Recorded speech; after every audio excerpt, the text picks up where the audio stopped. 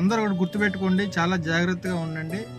కలియుగం కాలం అనేది వచ్చేస్తుంది, ఆల్మోస్ట్ రీచ్ అయిపోయింది. ఆ జోన్లో ఇరుక్కుపోయామంటే ఏముంటుంది? శూన్యమే. అద్దంలో మన ముఖాలు మనమే చూసుకోలేము, అంత భయంకరంగా మారుతారు.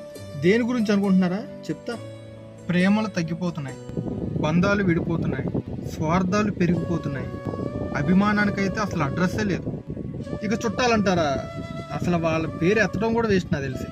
వాళ్ళకంటే ఇంకా బయట వాళ్ళు చేతరేట్లున్నాయి. చాలామంది మైండ్లో కమర్షియల్ మాత్రమే నడుస్తుంది. అదొక్కటి తీసేస్తే చాలా ప్రపంచం మొత్తం చాలా హ్యాపీగా ఉంటుంది.